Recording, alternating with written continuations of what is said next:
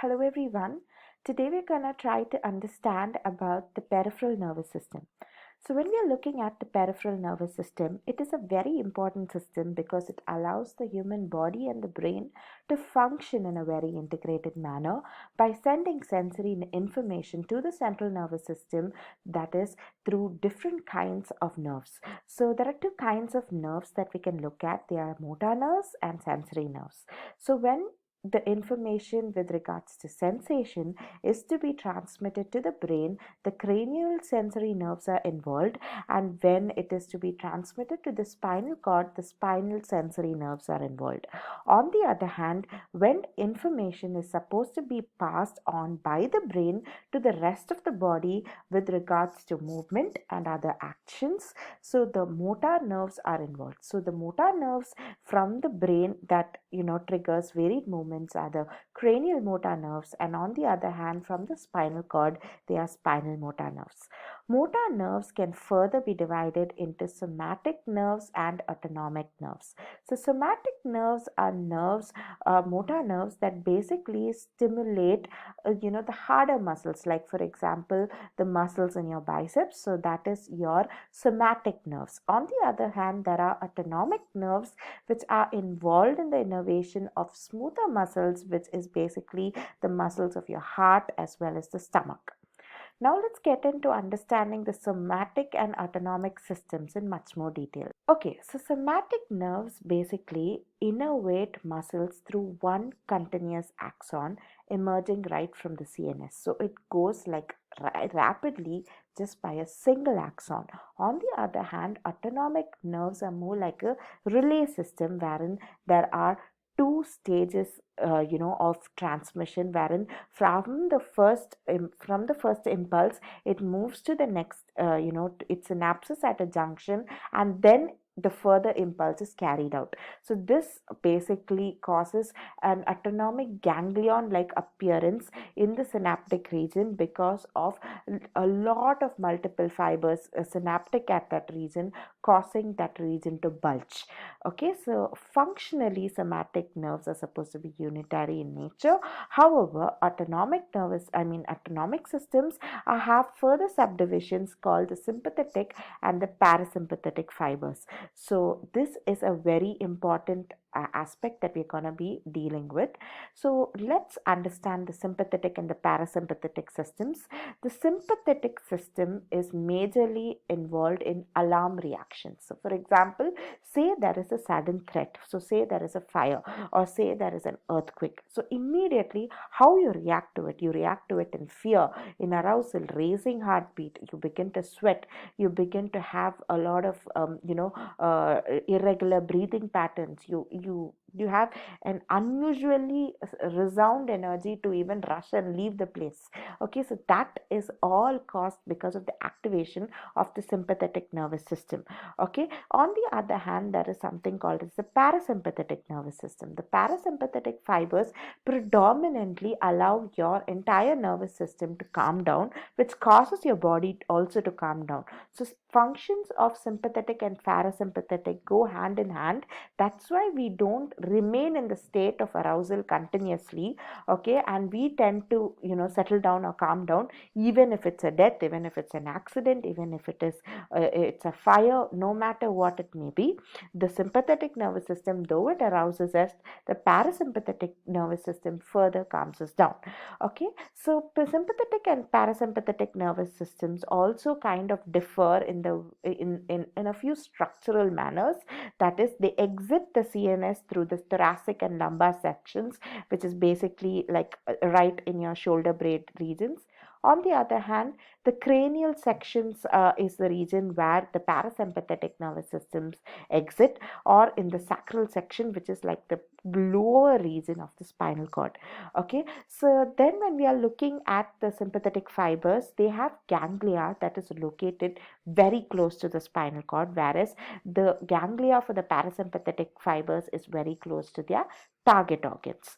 The preganglionic fibers are short for sympathetic fibers, whereas the preganglionic fibers are long for parasympathetic fibers.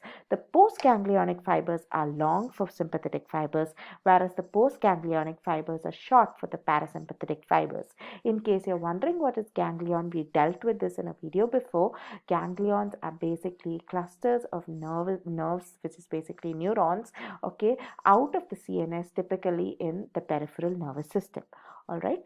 So next, we shall move on to understand a little bit about the head ganglion. So the major influencing factor of the sympathetic and the parasympathetic nervous system is the hypothalamus, and the hypothalamus is sometimes called as the head ganglion. Okay, so because it majorly influences the arousal as well as the state of calm of the entire sympathetic and the parasympathetic nervous system. All right, so next we're going to try to understand a little bit about cranial nerves. So cranial nerves are in 12 pairs. Okay, so they are divided for our understanding based on their functions, which could be either purely sensory, purely motor, or mixed, that is sensory and motor. All right, so the first group we're going to look at it in terms of the sensory group, wherein it's purely a sensory function. The first nerve is the olfactory nerve 1, which carries sensation of smell to the brain. The next is the optic nerve, which carries the vision, sensation of vision to the brain. And the next nerve is the auditory vestibular nerve, which is the 8th nerve, which basically carries the sensation of audition as well as your body position to the brain. The second group that we are going to deal with is the group that predominantly looks at movements. Okay, so here it is the oculomotor nerve, the trochlear nerve, and the abducens nerve. So all of these together influence eye movements. So, and it also helps you to shift to have a precise gaze. That is, it allows you to look at a certain place, it allows you to gaze at a textbook or a scenery, or as you're riding down. All of these functions are controlled by this set of nerves. Next, we're going to look at the third group. The third group is basically sensory and motor control, wherein you have the facial nerve, the glossopharyngeal nerve, which basically controls mostly taste information from the tongue. In specific, when you're looking at the the facial nerve, it also kind of innervates the salivary gland, and when we are looking at specific function of the glossopharyngeal nerve, it also innervates the pharynx. This is the third group. And then you have the spinal accessory nerve. So the spinal accessory nerve is predominantly it carries information for movement, which is basically movement in the muscles of the neck. Okay, so this is the 11th nerve, and it's predominantly regarded as the nerve which carries information for movement in the muscles of the neck. Next, you have the hypoglossal nerve, which is the 12th nerve, which carries muscle movement information to the tongue and also sensation, okay, from the tongue. Then you have the trigeminal nerve, which is the 5th nerve, which delivers sensory information from the face, and it also controls the facial muscles. So this is another important aspect, which is the trigeminal nerve. Now we're going to look at the fourth group. The fourth group is basically a group which is not relying on sensation or motor. It's more to do with the fact that it is very unique, because it is a nerve which kind of carries information in a single track to a large to different regions of the body, which is the vagus nerve, which is wherein it begins and originates in the brain, and it carries parasympathetic activation to the gastrointestinal tract, the lungs, as well as the heart.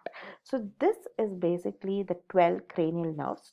The cranial nerves are predominantly, as you can see in this image, they are signified or notified through Roman numerals, okay, to identify them better. Okay, in order for your understanding, we have grouped them based on their functions and also in how unique they are. So I hope you've understood all of the aspects that was covered in this video. Thank you.